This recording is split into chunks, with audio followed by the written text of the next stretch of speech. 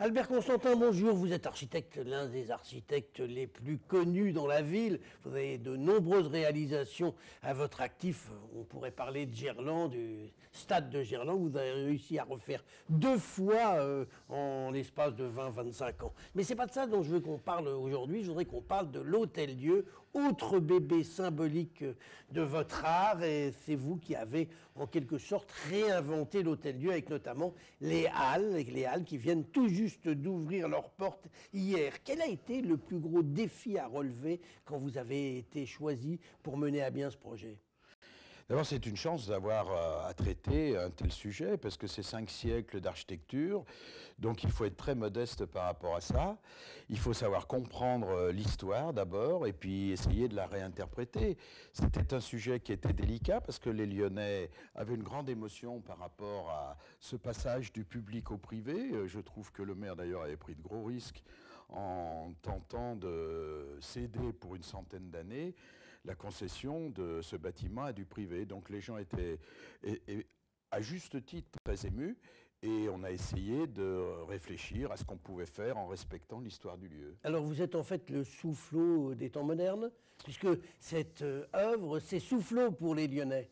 Alors c'est Soufflot pour les Lyonnais, et paradoxalement, en fait, il y a 5 siècles d'architecture, donc Soufflot n'a pas vécu aussi longtemps.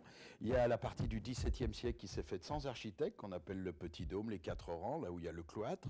Et puis il y a la partie de Soufflot qui est la plus connue sur le quai, et il y a une partie absolument remarquable du côté de la rue de la Barre, au partie sud de l'Hôtel-Dieu, qui est la partie qui a été faite par un architecte qui s'appelle Pascalon, qui était l'architecte officiel des Hospices civils de Lyon, et qui a fait un travail de couture extraordinaire qu'on ne reconnaît pas assez.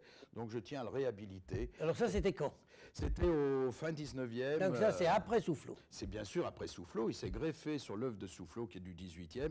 Donc on a 3 types d'architecture différentes, et malgré tout, il y a une grande cohérence, parce que pour les Lyonnais, c'est un seul bâtiment. Et évidemment, c'est Soufflot qui est connu pour le grand dôme qu'il a fait sur le quai du Rhône. Dites-moi, Albert Constantin, est-ce qu'il n'aurait pas été plus simple de faire comme Jean Nouvel à l'Opéra, de garder la façade et de détruire tout le reste ? Alors, sachez que Édouard Herriot et puis d'autres Lyonnais avaient dans l'idée de démolir une grande partie de l'Hôtel-Dieu.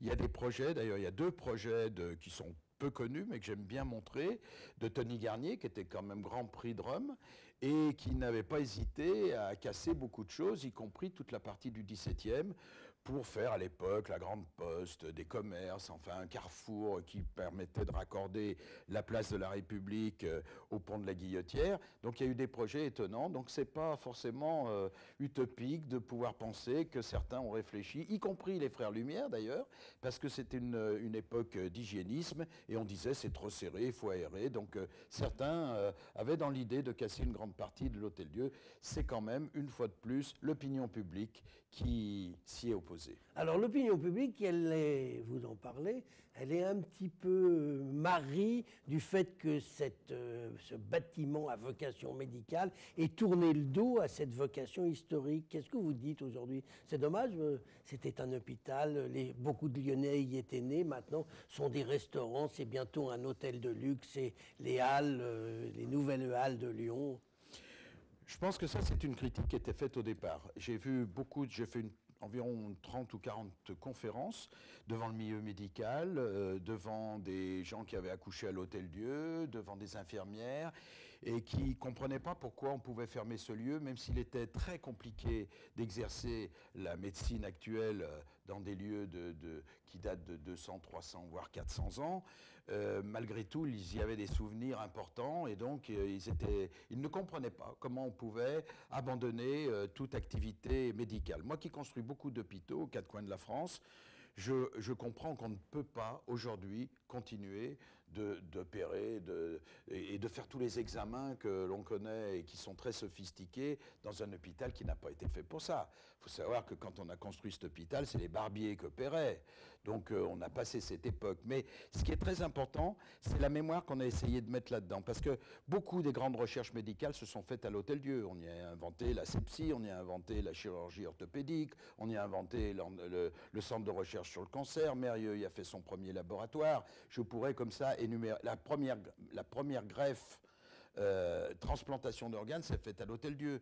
Donc il y a un passé scientifique extrêmement fort. Il n'y a pas que de l'architecture. Donc on a essayé quand même de s'intéresser à tous ces aspects pour que les gens qui traversent ce lieu puissent se remémorer un petit peu tout ce passé. Et puis on prépare un nouveau livre qui sortira, je pense, en milieu d'année prochaine, qui racontera un peu tout ça, comment on est passé de l'histoire d'un projet à un projet actuel.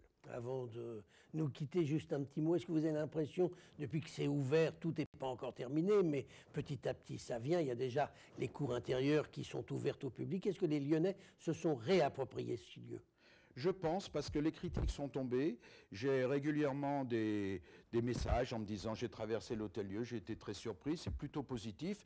Maintenant, il faut attendre quand même que la patine passe là-dessus et on verra quand tout sera ouvert d'ici un an comment réagissent les gens en traversant. Puis surtout les touristes, on attend quand même 3 millions ou 4 millions de touristes qui traverseront ce lieu l'année prochaine. Eh bien, rendez-vous l'année prochaine pour faire un premier bilan. Albert Constantin, je vous remercie.